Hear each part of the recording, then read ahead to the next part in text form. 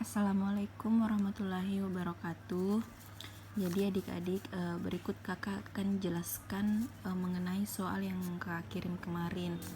Nah, sebelum kakak kasih contoh soalnya, ada baiknya kita mengetahui dulu arah-arah gaya. Nah, yang pertama itu adalah gaya berat. Nah, gaya berat ini adalah simbolnya W besar. Dan pengertiannya adalah gaya berat adalah gaya yang bekerja akibat pengaruh percepatan bumi atau gravitasi bumi. Jadi, gaya berat itu selalu dipengaruhi oleh gaya gravitasi bumi, di mana gaya gravitasi bumi itu selalu mengarah ke bawah, selalu mengarah ke inti bumi.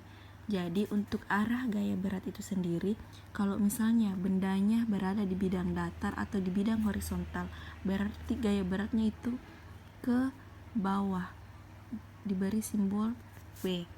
Ini contoh kalau misalnya bendanya berada dalam bidang miring, arah geraknya tetap ke bawah, bukan ke samping, karena arah gaya berat benda itu dipengaruhi oleh gaya gravitasi bumi. Jadi gaya beratnya itu tetap selalu mengarah ke bawah.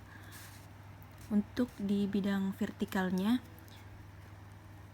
tetap gaya beratnya selalu mengarah ke bawah, bukan ke samping kiri begini, bukan.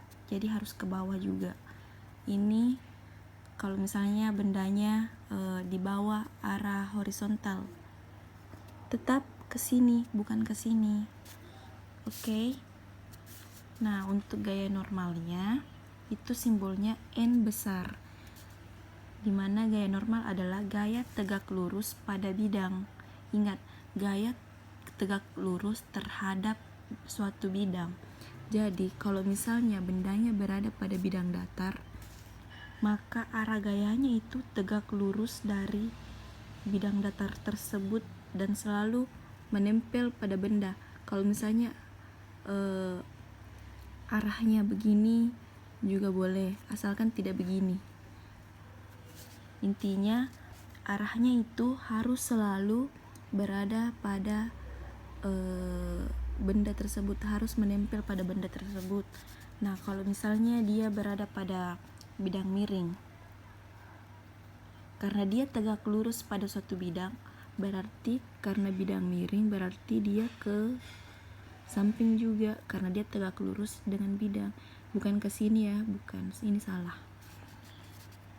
Kalau misalnya bendanya berada pada bidang vertikal, nah berarti arah gayanya juga tegak lurus pada bidang vertikal. Kalau misalnya bendanya pada menghadap ke bawah, berada di bawah horizontal,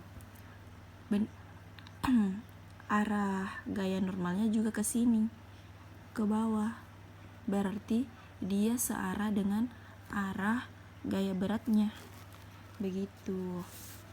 Nah, untuk gaya geseknya itu simbolnya adalah F G kecil,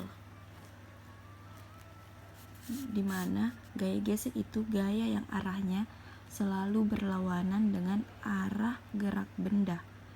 Ingat, selalu berlawanan dengan arah gerak benda. Jadi untuk arah gayanya itu, kalau misalnya arah gerak bendanya ke kanan, berarti gaya geseknya ke kiri.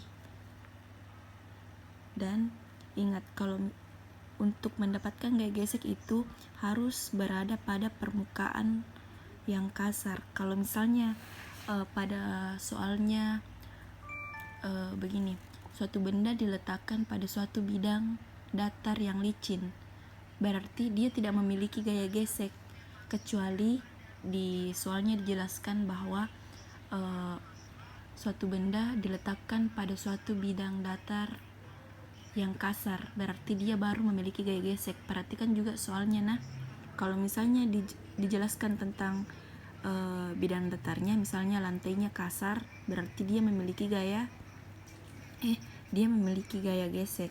Kalau misalnya lantainya licin, berarti dia tidak memiliki gaya gesek.